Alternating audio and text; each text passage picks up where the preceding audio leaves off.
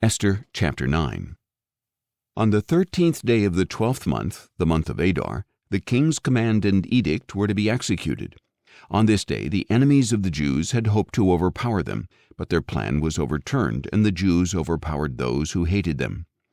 In each of the provinces of King Xerxes, the Jews assembled in their cities to attack those who sought to harm them. No man could withstand them, because the fear of them had fallen upon all peoples. And all the officials of the provinces, the satraps, the governors, and the king's administrators helped the Jews, because the fear of Mordecai had fallen upon them. For Mordecai exercised great power in the palace, and his fame spread throughout the provinces as he became more and more powerful. The Jews put all their enemies to the sword, killing and destroying them, and they did as they pleased to those who hated them. In the citadel of Susa, the Jews killed and destroyed 500 men, including Parshandatha, Dalphon, Aspatha, Poratha, Adalia, Eridatha, Parmashta, Erisai, Eridai, and Vizatha. They killed these 10 sons of Haman, son of Hammedatha, the enemy of the Jews, but they did not lay a hand on the plunder. On that day the number of those killed in the citadel of Susa was reported to the king, who said to Queen Esther, "In the citadel of Susa the Jews have killed and destroyed 500 men, including Haman's 10 sons. What have they done in the rest of the royal provinces? Now what is your petition? It will be given to you. And what further do you request? It will be fulfilled."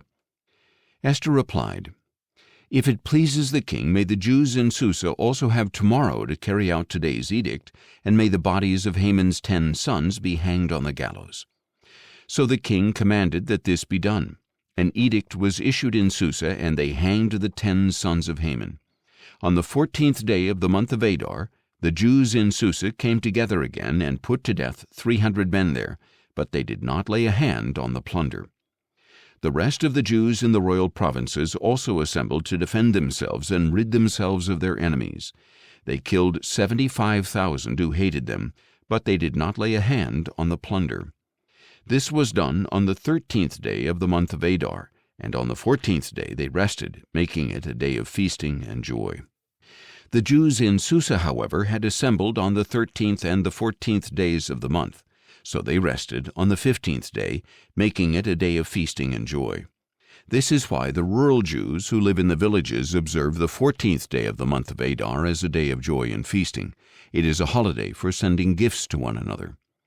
Mordecai recorded these events and sent letters to all the Jews in all the provinces of King Xerxes, both near and far, to establish among them an annual celebration on the 14th and 15th days of the month of Adar, as the days on which the Jews gained rest from their enemies, and the month in which their sorrow turned to joy, and their mourning into a holiday. He wrote that these were to be days of feasting and joy, of sending gifts to one another and to the poor. So the Jews agreed to continue the custom they had started, as Mordecai had written to them.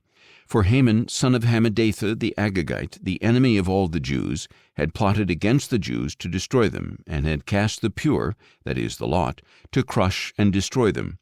But when it came before the king, he commanded by letter that the wicked scheme which Haman had devised against the Jews should come back upon his own head, and that he and his sons should be hanged on the gallows. Therefore these days are called Purim, from the word pure. Because of all the instructions in this letter, and because of all they had seen and experienced, the Jews bound themselves to establish the custom that they and their descendants and all who join them should not fail to celebrate these 2 days at the appointed time each and every year, according to their regulation. These days should be remembered and celebrated by every generation, family, province, and city, so that these days of Purim should not fail to be observed among the Jews, nor should the memory of them fade from their descendants. So Queen Esther, daughter of Abihail, along with Mordecai the Jew, wrote with full authority to confirm this second letter concerning Purim. And Mordecai sent letters with words of peace and truth to all the Jews in the 127 provinces of the kingdom of Xerxes, in order to confirm these days of Purim at their appointed time, just as Mordecai the Jew and Queen Esther had established them and had committed themselves and their descendants to the times of fasting and lamentation. So Esther's decree confirmed these regulations about Purim, which were written into the record.